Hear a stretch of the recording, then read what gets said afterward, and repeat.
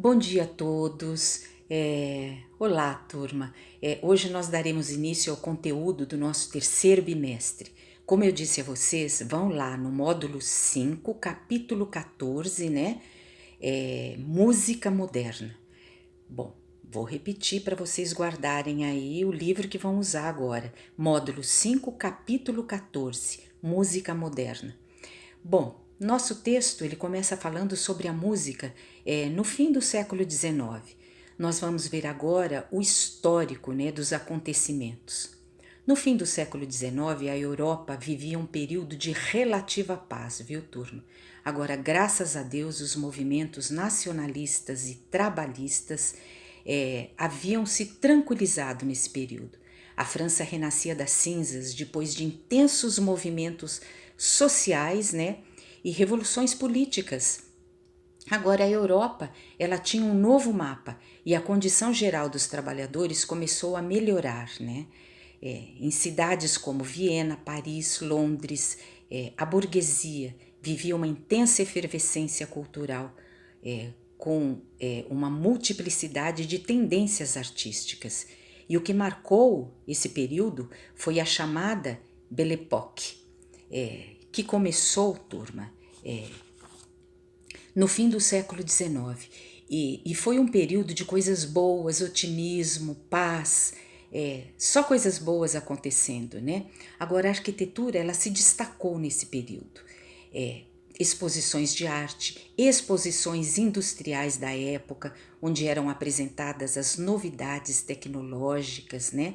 Como o telefone, por exemplo. Esse período ele foi marcado por outras grandes descobertas, invenções também, né? Como a energia elétrica, o automóvel, olha quanta coisa, né? Agora, a primeira loja de departamento, né, em Paris foi Le Bon Marché, fundada em 1838 e ela foi restaurada em 1852, 14 anos depois ela já foi restaurada, né? Eu acho até que foi pouco tempo, mas ela foi restaurada. Agora, foi assim que a população começou a consumir as novidades, né, do mundo industrial e também da moda. Agora, marcando assim o início da sociedade capitalista de consumo em massa, e também a substituição da iluminação a gás pela elétrica nas ruas. Agora, isso mudou a vida das pessoas na cidade. E também o cotidiano dessas pessoas, né? Porque com a energia elétrica funcionando, turma, as pessoas elas podiam ficar até mais tarde nas ruas, frequentando cafés, restaurantes, teatros, né? Olha quanta coisa eles podiam fazer. Antes não podia pela falta da energia elétrica, era tudo escuro, né? Mas depois eles já podiam, porque em horário que antes eles não podiam realizar, né, essas atividades, depois da energia elétrica já podiam. Surgiram também direitos trabalhistas, sendo obrigado o descanso semanal, que antes não era permitido, não existia, turma. Olha que absurdo, né? Mas que bom, porque isso foi regulamentado para a vida toda, né? E até hoje nós temos um fim de semana para podermos descansar e com isso nos prepararmos para a próxima semana, né? Fim de semana é bom, a gente precisa desse descanso. Agora, possibilitou também as famílias de frequentarem parques e práticas de esporte.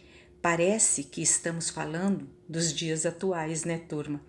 A gente agora não pode mais nada, né? Mas isso tudo vai passar e a gente vai conseguir também. Bom, durante a Belle Époque, diversos campos das ciências se expandiram, né? Agora, a medicina aliada à microbiologia desenvolveu-se consideravelmente, o que possibilitou a descoberta das causas de diversas doenças, né? Como a tuberculose, por exemplo. As primeiras vacinas também foram criadas nesse período. Isso possibilitou consideravelmente na qualidade de vida das pessoas, né? Tudo foi melhorando, né, turma? Agora, nesse período da Belle Époque, em 1890, né, a 1910, surgiram novos movimentos artísticos, como o impressionismo e o Art Nouveau. Na França, os impressionistas eles pretendiam ir além do realismo fotográfico. Suas pinturas eram feitas ao ar livre, fora dos ateliês de arte, né? Agora, eles buscavam a luz natural, em meio à natureza, cenas do cotidiano e também as cores, isso era muito importante para eles, né? Agora, os pintores do impressionismo, eles se tornaram tão conhecidos, turma, quanto os mestres da Renascença. E esses nomes vocês já conhecem, né? A gente sempre fala sobre eles. Claude Monet, Edgar Degas, Pierre-Auguste Renoir, Van Gogh, Paul Gauguin, Henri de Toulouse-Lautrec. Agora, entre outros, né, turma? Eles não foram os únicos, né? Muito mais.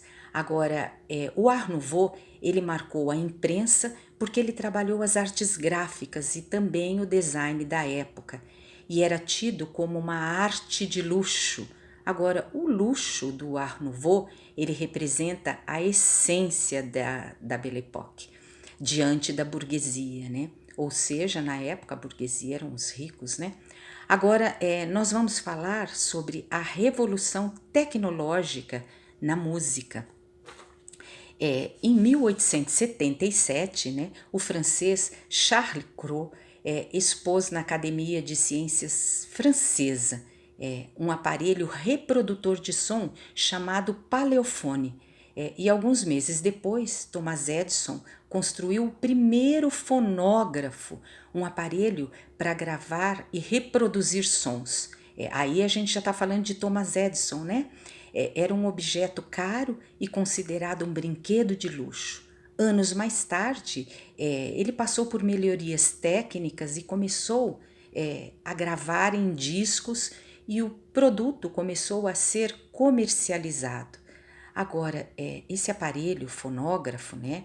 E o Thomas Edison, turma, tá lá na página 8 de vocês. Se vocês quiserem conhecer, é um aparelho grande. Tá lá na página 8 de vocês. Agora, ele foi quem construiu esse aparelho, né? Porque ele foi um grande empresário e um inventor americano. Ao longo de sua vida, ele registrou mais de 2.000 patentes, né? Agora, o que é patente? É algo que você cria e depois compartilha com todos, com a indústria também, até para reproduzir. Você inventa lá um objeto e aí você quer que todo mundo tenha aquele objeto que você inventou porque ele é importante. E aí isso é a patente, né? Quando você libera ela para todos, tá certo, turma? Então, olha, você quer compartilhar com todos, né, com a indústria para reproduzir, como eu disse, aí você já tem lá suas patentes. Agora, turma, outra coisa, olha, ele inventou, né, o cinematógrafo, que é o registro de imagens em movimento também, né? Depois vem esse nome é difícil. Cinetoscópio, é isso, instrumento de projeção interna de filme. Turma, ele foi um dos precursores, né?